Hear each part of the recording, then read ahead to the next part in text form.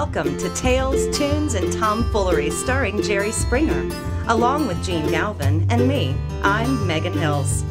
We're recorded live in front of a brilliant studio audience at the Folk School Coffee Parlor in Ludlow, Kentucky. And here he is, ladies and gentlemen, Mr. Gerald Norman Springer. Oh, thank you. Thank you. Oh, no kidding. You are making me well up, but also it's so hot in here. I think I'm just sweating. It's a little. It's not the emotion. It's big crowd. Big crowd because of our Well, musical. we have Krystal Peterson, Krystal and the Queen City Band here tonight. Yeah. Well, parts of them, right? We have some down for health reasons. How many came here because of the music? Wow, Jerry, that did not go well for you. I guess it's all us. Who here came here for Springer? Like, No. You people are messed up. Right? Yeah. I'll tell you what. I came here for Krystal. I got to tell you. Yeah, I came for the money. But I got to tell you something.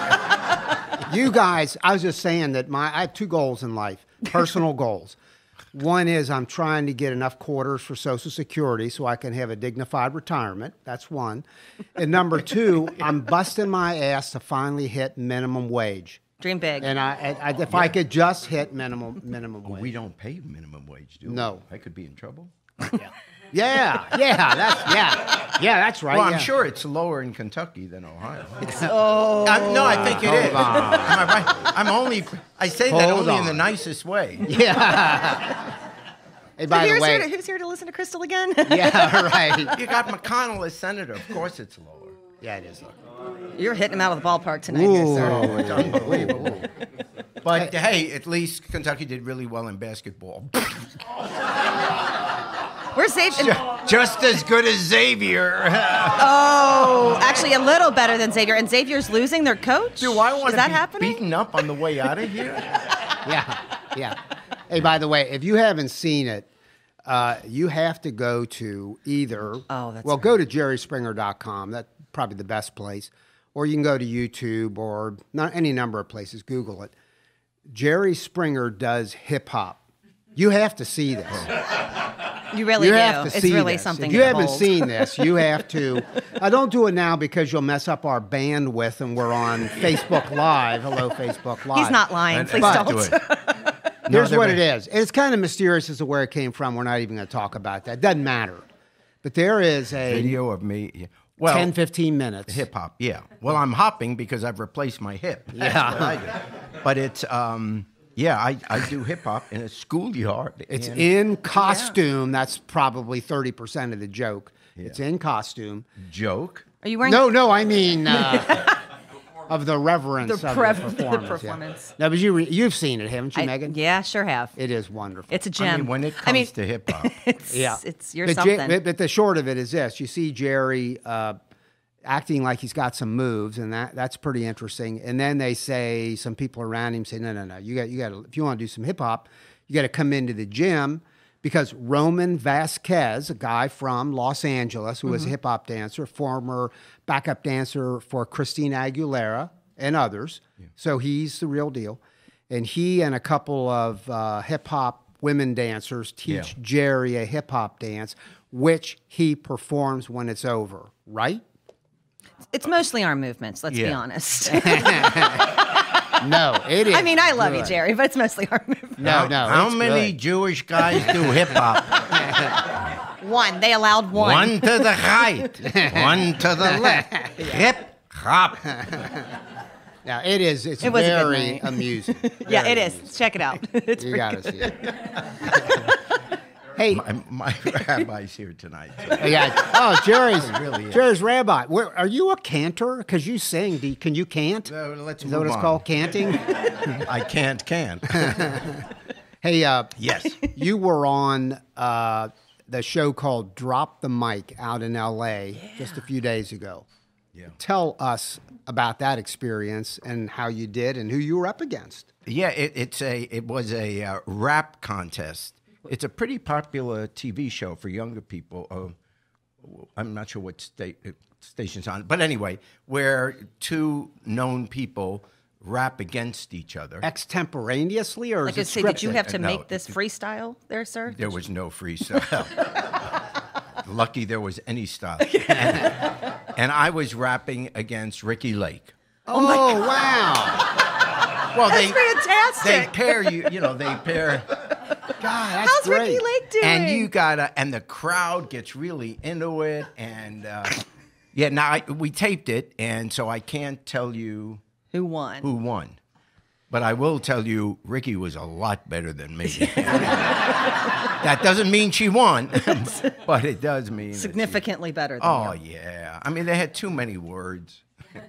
Can we ask you like what you had to sing? What did they give you? What did they give you to rap? Do you script it, or is it? They hand you like You an Eminem can- song? They give you something, and then you can play with it. I knew Ricki Lake when she was Ricky Ocean. Moving right along. Yeah. You did not really say Ricky's it. the hottest mess I've ever seen in my life, and I'm a guy who's hosted all those stripper fights. Yeah, we're done with this. Yeah. We can move on to the next topic. Megan, drop the mic over there. Drop the mic. Get rid of the mic. It's a lot of visual. I'm sure it is. No. You really had to be there. So I go from hip hop to drop the mic. I think it's great. I am by a the fish way. out of No, water. I think it's great. It was horrible. In fact, It was horrible, he said. No, it was a good show because it was funny, but it was we have horrible. tried It was hard. horrible. Megan and I have tried this because we're trying to make some money off of you still, but so we have tried to get Failing you thus on far. Running Wild with Bear Grylls. Not a good fit. He's not going to do that. But I tell you what, seriously, Jerry does get way outside of his boundaries. He was all kidding aside. He is willing to do that. And that show proves it. Yeah, well, I told you. I compliment you, and I will guarantee you it will be. I can't wait to see it. It'll be very entertaining, like the hip hop thing that's on JerrySpringer.com. It's very entertaining, and not many people would do that. Trust me. So I have another idea, and I'd like to have your. I love to shows have- with Gene ideas. Yeah. I'd like to have your authorization to make contact with Lip Sync Battle. Yes. Another TV show. Do that. Oh, on that. So we talked about it. Last week I was in Dublin, Ireland on St. Paddy's Day on Saturday night. And they have a big TV show there. It's like their Saturday Night Live. It's the Ray Right. Darcy show. But anyway, so I was the guest. And, you're on the couch and he's interviewing you and all that. And then towards the end, he says, someone must have, I hear you do a knockout Elvis. Yep. Don't ask him to. Excuse me. Yeah. Don't ask him to. He will. He will do it again. No, I'm not going to do it again. So, but anyway, so I got up there and I sang Elvis, Love me, Tanya. Can't Help Falling in Love. Oh, okay, that's- Okay. There were, all over the internet in Ireland, it was that I was lip syncing. And I was actually singing. It actually was really good. But here's the deal. If you want to do Elvis, he never moved his lips. He didn't do consonants. He only does vowels. And if you think about that, all you got to do is grunt your way through this song like, Told you would. so you just... We need a guitar. Please. No. But more than the greatest love the world has known. No. But it's that thing. All you have to do is grunt. But they said I was lip syncing. Well, the brilliance once. That's the unfair. brilliant thing about lip sync battle is you would actually be lip syncing and not singing. Yeah, you wouldn't so have to you worry wouldn't about have to that. sing Yeah. at all. It would be great for everyone involved. Yeah. Do it, Gene. Do Let's it. make it happen. Yeah. Well, first of all, I'm not your agent. I don't want to get in trouble with the William Morris Agency? Is that William Alleged. Morris? They don't put quotes on the No, they don't. No, Your they're pretty alleged proud. agency. Yeah. But that should happen. yeah, That should okay. happen. But I got bigger fish to fry. I'm working on a reality TV show that you would be at the center of, because that is what could get me my Social Security quarters. Yeah. That would do it. That would take me across the line. And the subject is? I don't know. We've had You don't 3 or even 4. know. What kind of an idea is that? Well, the first idea I had, which I still think we could sell, is you be the host of a show called Celebrity Substitute, where celebrities would substitute teach in a school for a week.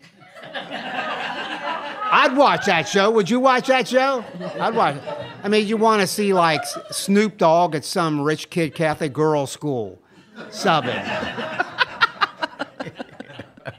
I don't know, or Heidi Montag, B-list people. Heidi Montag, how do you remember even her? know who that is, Gene? I'm impressed. What was that called? The Hills. The Hills, yeah. But she'd be in some inner city urban school in Detroit, subbing for a week. So that's one show. We got any number of shows. Oh man, just write them all down. Yeah, Jerry Springer reality show. Yeah. Well, here's reality. This last weekend. Last weekend, across the country, as we thought might happen, kids are leading social change again, as they did in the Vietnam War. They had a huge part in that civil rights movement. But young people led and stimulated marches, first in Washington, D.C., March for Our Lives. And I love seeing signs being carried in Cincinnati. I was in that one where it said, vote for our lives. So it's going to translate one thinks from one to the other. But you participated. Tell us about your experience. I did it down in Sarasota where we live, and huge crowd. I mean, Sarasota's not the world's biggest city, but it was, and you tend to think of it as a pretty conservative city, but no, everyone was out there, and there was such a good feeling about it. But that is a real warning sign, because, people can take their own conscience and feel better about themselves because, I went to that march, and, they're not singing "We Shall Overcome" today, but, it's the more modern music, but everyone was really into the feel-goodness of it. And as has been true of any social movement in this country, what starts out as some group being hurt, whether it's the civil rights movement or the anti-war movement, finally people congregating, other people start to hear about it, they get involved. So a movement grows. But the movement, in the end, always requires some kind of legislation in our society. You had the Civil Rights March in August of '63 with Martin Luther King, and then it wasn't until '65 and '66 that we had the Civil Rights Act and the Voting Rights Act, et cetera. So this takes, same with the Vietnam War. The demonstrations were going on for years before finally even Nixon at the end said, we got to get out of Vietnam. So my concern, and it's not just mine, lots of people, is, wow, how inspirational to see the kids out there, those talks that the kids gave. I mean, whoa, you can't write it because it all came from the heart. That was great. But now those of us who have been in politics or are old enough to remember, we get more cynical and we start to wonder, oh man, are they ready for the fall? Are they ready for this was a great moment. Everyone's still thinking of the horrendous tragedy of Parkland. And by the way, 37 other kids were murdered since then, and we don't even hear about that. So that's another issue for another day. But so all this grand emotion, where do we go now? Now, because we need something concrete to say, we've got to stop this gun violence. We got to make inroads into stopping it.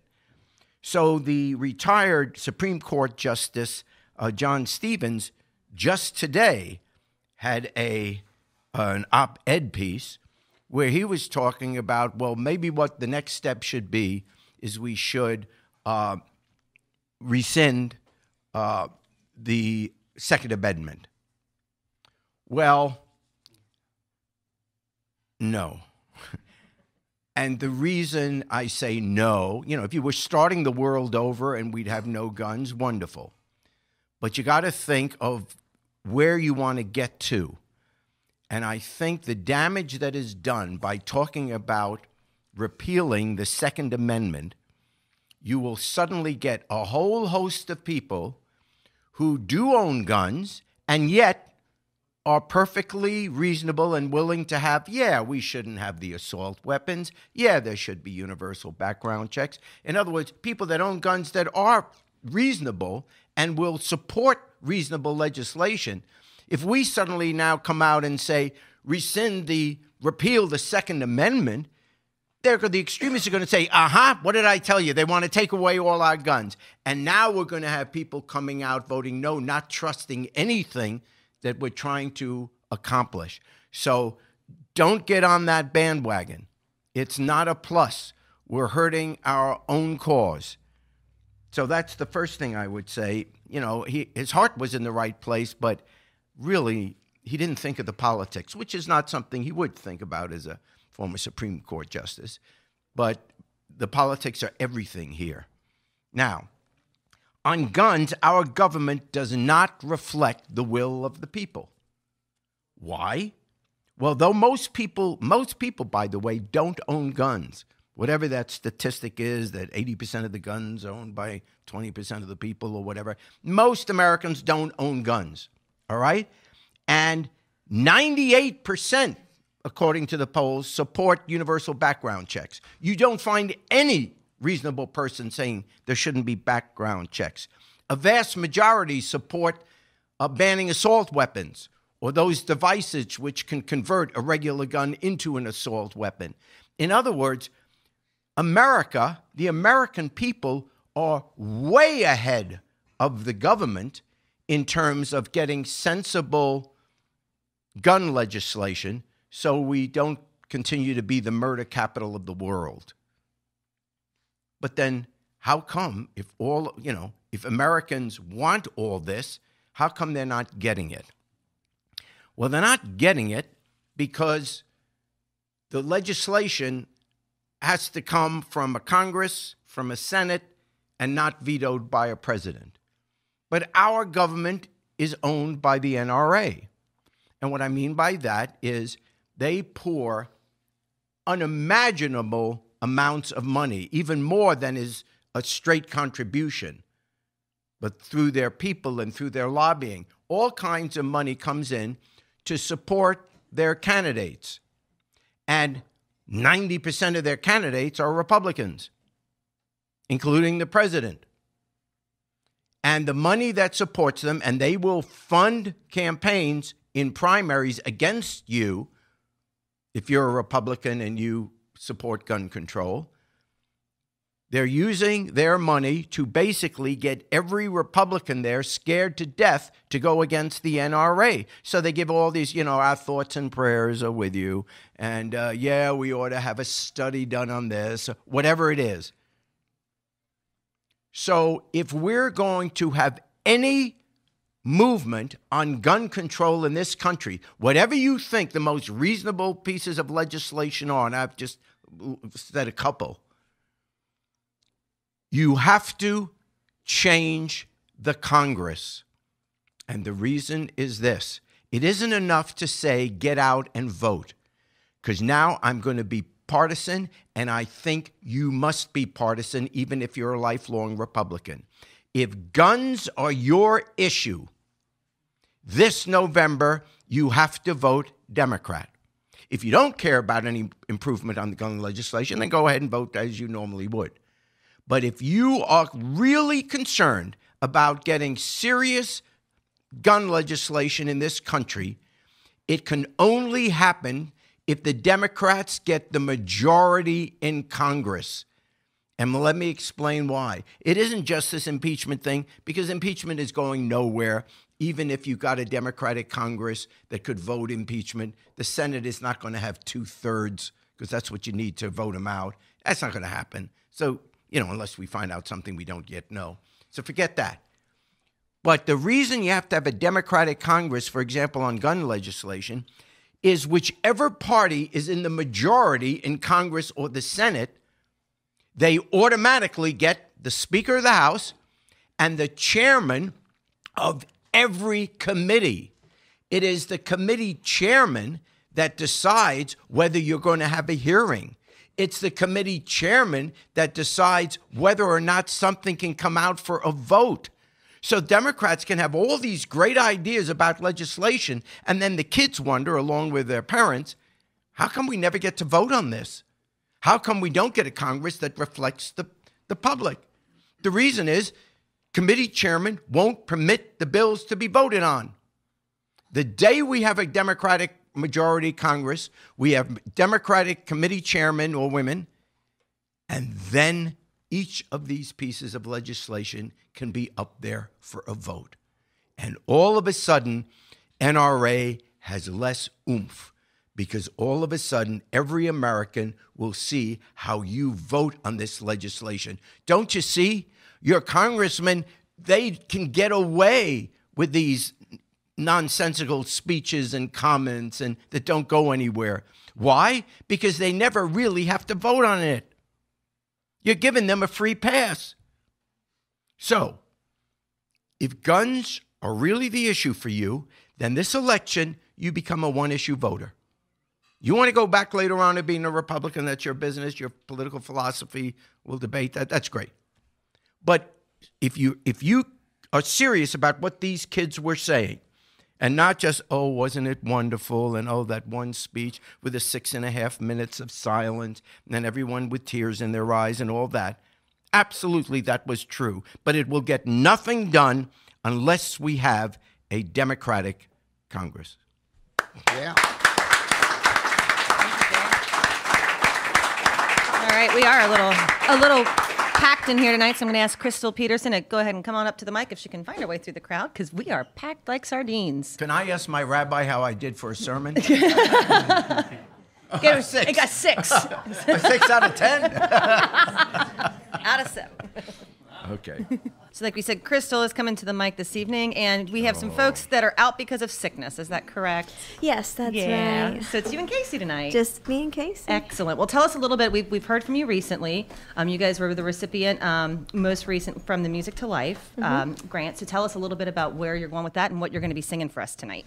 Yeah, we are just in the planning stages right now, just talking about how we're going to get into the project and, the project plan, if you will. I don't know if you work in a place that project planning talks about the yes. project management of a thing and all that stuff. We're just doing a flow chart right now. We're just getting exactly. it down on paper. We're in flow chart mode. Absolutely. But we're really excited about getting into it. I mean, we talk almost every other day about, the potential, and it's essentially what, if you don't know, it's what we're going to be completing is a modern day civil rights project, which we hope will convey the values of the current dialogue.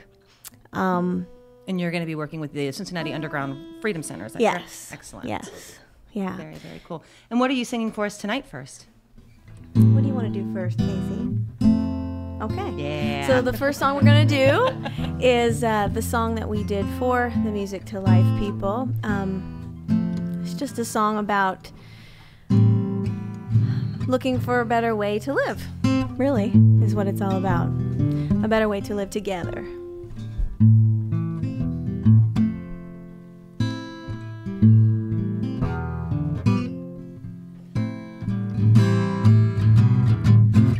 You see the bones dry at my feet.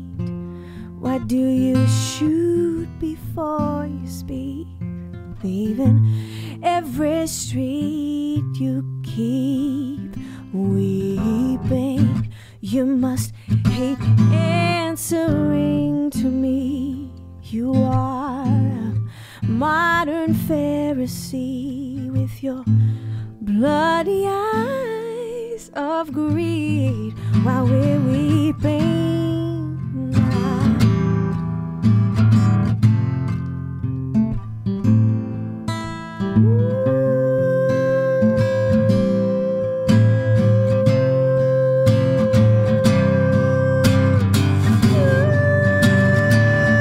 There must be a better way. There must be a better way.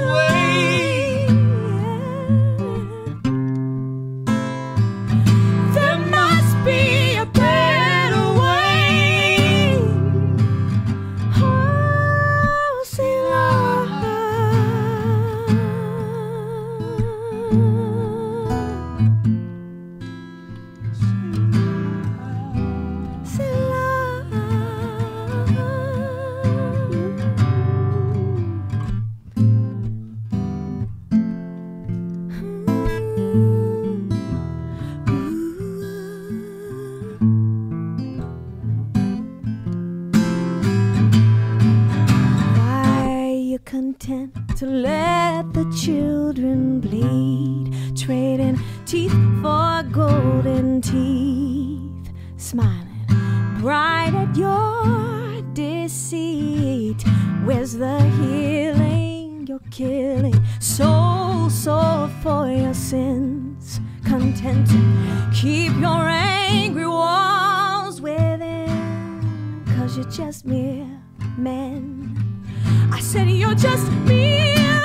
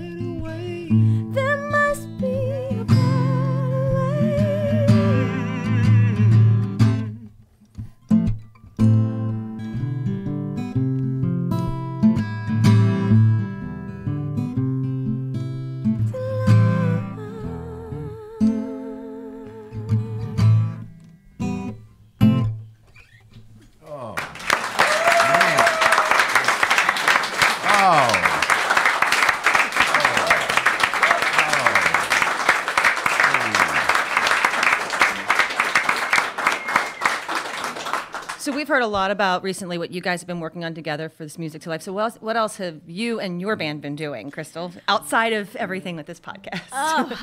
Well, I've been working on a lot of new creative stuff, getting into the studio and starting to plug away at some new material. I tend to like to move at a fast pace. I feel like my work is all seasonal, so it excites me to move from one thing to the next. Yep. And so I'm working on doing more with Casey, actually, and then also doing more of a jazzy record. Oh, cool! Because jazz and improvisation is really my heart. The unknown part of music excites me. The thing that you haven't heard in the moment. You know, the song might be arranged and planned, but it's what happens spontaneously now with you guys here. Mm-hmm. That makes it music for me. And so I'm really excited to get into that and do more of the... We're very excited to when hear you guys, it. That's so cool. Thanks. Casey, when you first came to Cincinnati area, didn't you work in the Krystal Peterson and the Queen City Band playing tenor saxophone? No, I'm doing that right now. Okay. Yeah. So that's not part of the history. No, I came up here and played for Shadowbox Cabaret. That's right. I was doing sketch comedy here in Cincinnati. But just in the last 2 years, I've joined Krystal's band as a horn player. I knew her husband, Daniel, who's the drummer in her band, for a couple of years before I ever got to meet Krystal. And as soon as we met, I saw her on stage and I said, "Man, I'm singing with her. That is it." I mean, you kidding me? Yeah. And so I cheated my way into her band by telling them I play horn. Yeah. So I told them I play horn and stuff. So I joined their band as a horn player, and so I'm playing saxophone in their band. Very good player, by the way. Oh, Yeah, well, we've I wouldn't heard go that of- far. But you did comedy? Yeah. I Casey. tried to do comedy. You got no? No. Try the hearing aid joke, Casey. Right? That's the true test of comedy. Is If you can make that them joke laugh? happen. No, During a honestly, joke. last night. No, I did. That's my degree. I have a degree in theater. Man. Yeah. Yeah, because last night Professionally I funny. couldn't get any sleep. I just didn't sleep. And then I finally went to sleep. I dreamt I was a muffler. I woke up exhausted. So, Krystal, what do you have for us next? What you got for us? Please, please, please. We're gonna do one of What? Casey's songs. What? You got a better one? We're gonna take. We're gonna take that mic away from you, sir. That was, Yeah, we're gonna do a tune of mine. We'll probably re-record this song with the whole Queen City Band. We do this one out. Krystal and I have been sharing gigs together, which has been great. We go into a town and the Queen City Band does half of the show, and then the Queen City Band backs me, and we do my songs for the other so half of the cool, show. yeah. It's really, really fun. And so we've been kicking this song around, and she and I have turned this into a little duet. So let me tune up. Sorry for the delay, Jerry. I know you'd like to stay on time. more on time than in tune. That's my singing. But I'm fun. There, you made it funny. Look at you. 2 jokes.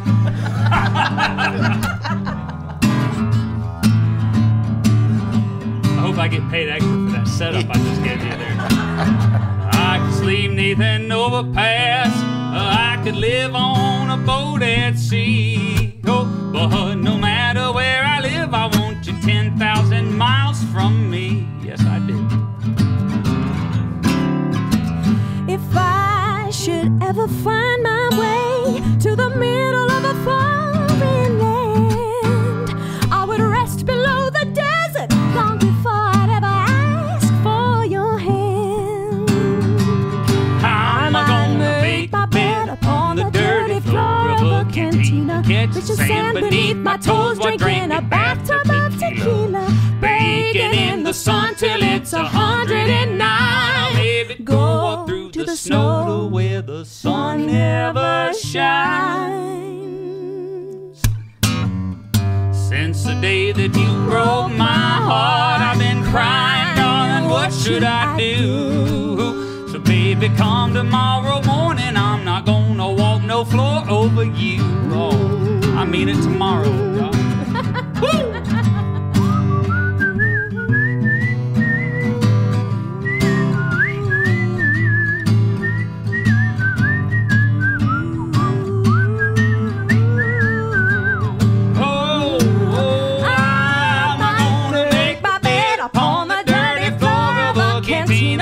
With sand beneath my toes, I drank a bathtub tequila. Y'all baking in the sun till it's 109.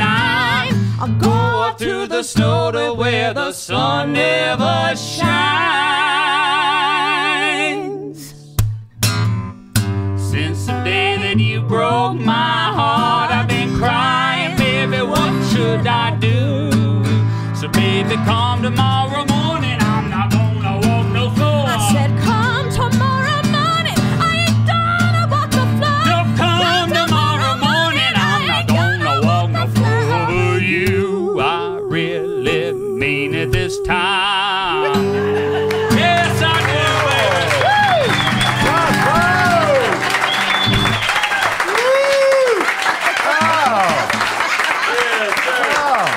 Thank you. Comedy. Excellent, excellent. It's such a treat to have you guys on here always, Krystal and Casey. I mean, you know, you just kind of live here. Feels like home here. I did Yeah. live Is here. this your third time on, Krystal? Yeah, I think Is it? so. Well, it's always good to have you back. And Yeah.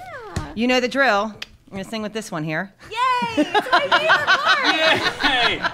And you always give me that look, but I doesn't get really to mean hear it. that every I'm week. being sincere. Oh, No, Casey, he does not get to hear that every week. Yeah. Yeah, that is true.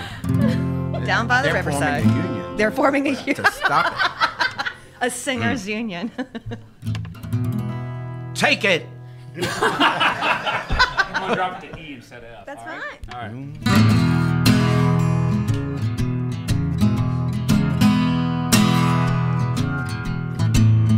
Gonna lay down my burdens down by the riverside. Down by the riverside. I said down Down by the riverside.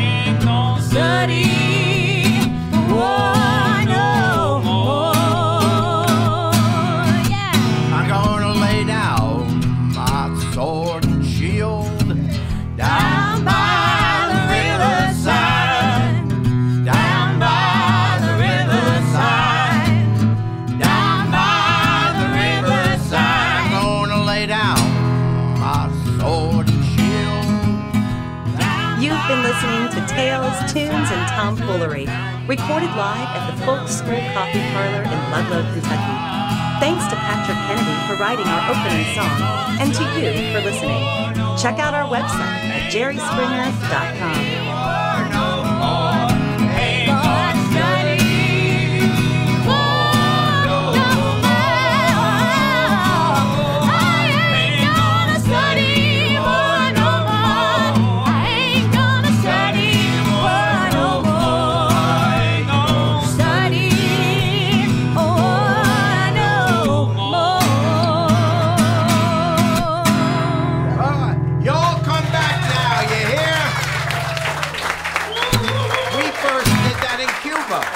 Yes, sir. We sang it on the wall. We sang that on the wall.